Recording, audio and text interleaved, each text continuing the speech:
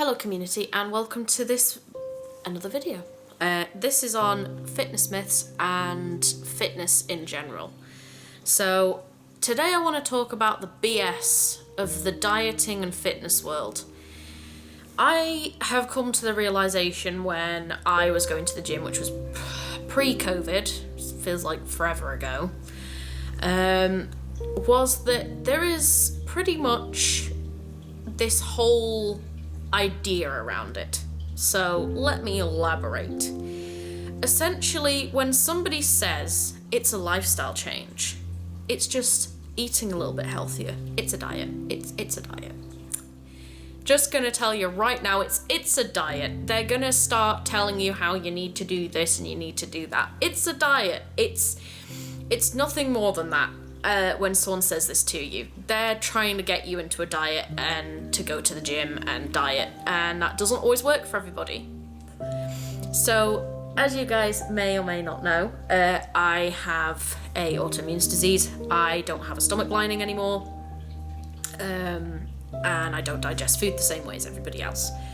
So what a normal person needs to eat and what I need to eat are exceptionally different, because I can't eat dairy, I'm dairy intolerant. I can't eat wheat, I'm wheat intolerant. I can't eat soya, I can't eat crustaceans.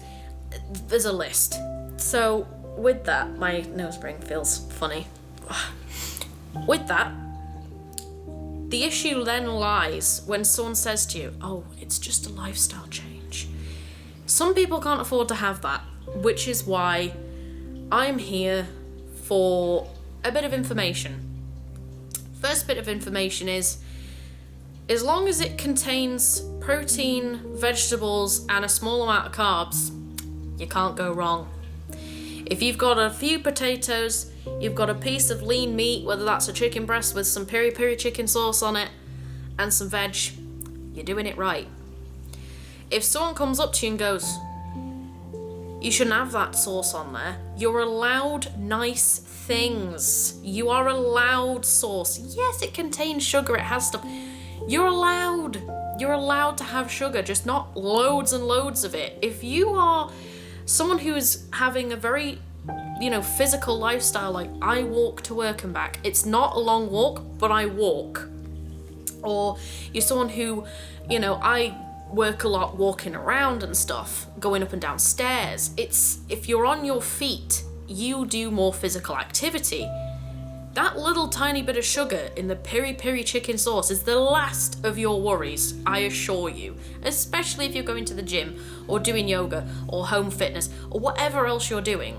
If you go up and down them stairs like 5 times a day at least, that's the least of your worries. So if someone tells you that that's wrong, blah, blah, blah, ignore them. People on the internet are usually full of it. I say that, I'm a person on the internet, but I do know what I'm talking about. But even what I'm saying, take it with a pinch of salt. Don't just take it from one person. Do your own research and back it up yourself and make your own opinion about it, Don't just take it from one person and go, oh, all right, okay. Because there are things that I'm probably wrong at. There's some things you don't agree with, and that's fine. Don't shoot the messenger. I'm just saying now. So, a myth I want to break is if you lift weights or you do yoga or you do press-ups or something and you're a woman that you'll get bulky. It's not true. It's like a balanced meal. If you have cardio and you have building muscle kind of stuff, it's fine. You won't get bulky. If you just powerlift exclusively, chances are you probably get kind of chunky. If that's what you're going for, there you go. It's dependent on what you want. If you want to be thin but shapely, you need some building in there, just not as much. If you want to be thick, you need more building. And if someone comes to you and says by doing just doing sumo squats with a band around your legs is going to give you amazing buns, sorry, it's not necessarily true. Not necessarily. And this is why I say not necessarily true. Because there are so many people out there who say exercise bands aren't a real thing, or they don't work. They do, if they're used correctly. If you're only doing one exercise with them, the chances are the effects probably aren't really going to be that extreme. But if you do lots of exercises with them, honestly, the amount of women that I see doing exercises with them that are successful is a large amount, you know? And that to me tells me that it works, you know? And it works the same as everything else, especially if you do that and other exercises. You're good, like it works. So if someone starts trying to shame you on the internet for using exercise bands, stuff them. You do you, don't listen to them. They're just being negative. Do what you feel works for you. Everyone's body is completely different. What works for my body doesn't work for somebody else's, and that's completely fine. Another myth that I want to break is that you have to eat in excess to build a booty. You don't necessarily have to eat in excess, but you also don't need to have a calorie deficit that's huge. So the way calorie deficits work is you need to have a calorie deficit of around 200, maybe 300 at 400 at most. So let's say the calorie deficit, so the calories I need in a day, let's say are 1,600. So then let's make that 1,300, right? Still just a bit of a deficit, but not massive, not a huge deficit. Because what I've noticed a lot of people doing, they're trying to get to 1,200. And that's what your body burns when you're sedentary. When you're literally, if I just sat here all day and didn't do anything, I would still burn that 1,200 calories. Just doing nothing. So if you are physical and you're running around doing all this other stuff, you need more calories than that. So this is why I always say to people, I worked out with the exercise that I was doing at the time, because it's on my old thing. I needed, the calories I actually needed was 1,893 approximately. That was when I was very active. And some people could say, well, that's not in calorie deficit. But that's because I don't digest things the same as everybody else. So this is where, when you go off just a sheet that everybody else uses, it's not to your body. Everyone's body is completely different. So when it comes to calorie deficit, you have to be careful not to put yourself in too much of a deficit. So for instance, let's say that was my calorie intake. So then to be able to be comfortably in a deficit, which is what I did, I would have to go to maybe 1,400, 500. It's still in deficit, but not massively. And it wasn't wearing me out. That's safe. It's when you're getting towards the 1,200, that's when you're completely sedentary. You're in such a deficit that you're actually causing a detriment to your health. And this is what worries me when I see, like on TikTok, I saw it earlier, some woman was going on about how she was a fitness expert and she was going to get you fighting fit and all this other stuff. And then she was going on about like calorie deficits, and then she mentioned like 1,200. And I was like, that's not enough. That's what you burn doing nothing.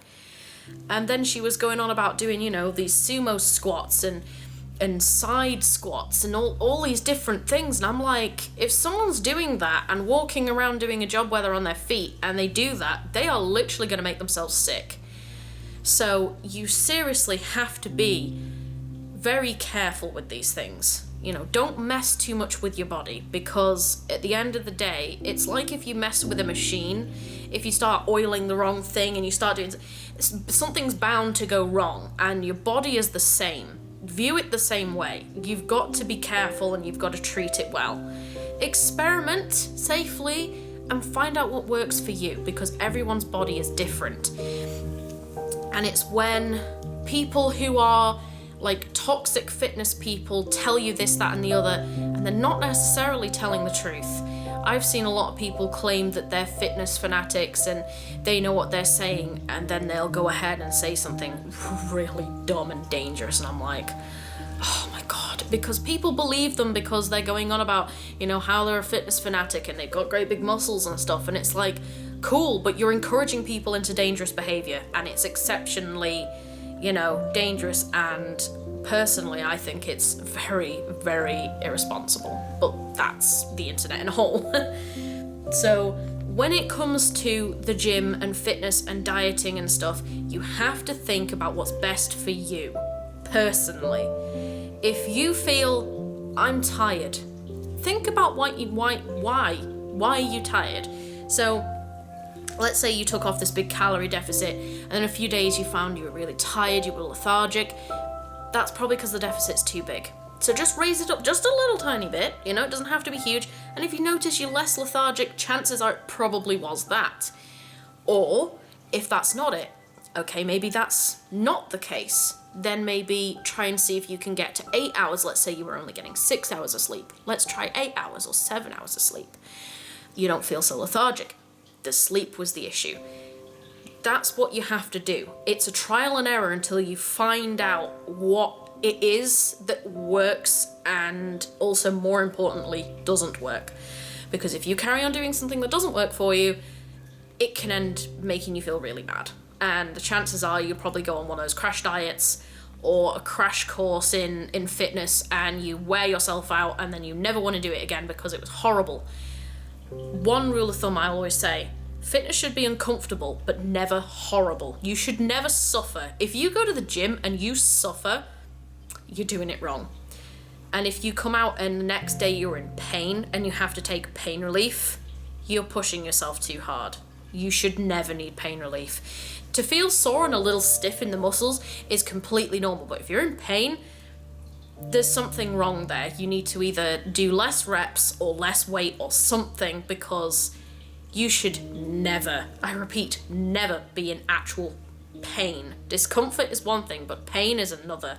And pain is an indicator that something is wrong. So whatever you're doing, possibly your form is off. So if you're slouching your back, you might pull your back. So you really do, need to think about these things. And it probably sounds like a lot, but from somebody who's been there, done that, been to the gym, self-taught, I've made mistakes and I've rectified them. And they're mistakes that I've recognized in my own issues that I've had, and I want to share with you guys. So I hope this video was helpful, and honestly, if you do have any questions, feel free to ask. And just in general, stay positive, love yourself. You are worthy of love and care and compassion at whatever size or whatever level you are on. You are wonderful. And if you're watching this, I love you and you're doing great. And you're surviving. And I'm really proud of you for doing that if no one's told you that yet today. So stay positive. Things will be okay. You'll get through this, and I believe in you, genuinely. Take care of yourselves and the ones that you care about, and I'll see you again very soon. Love you. Bye!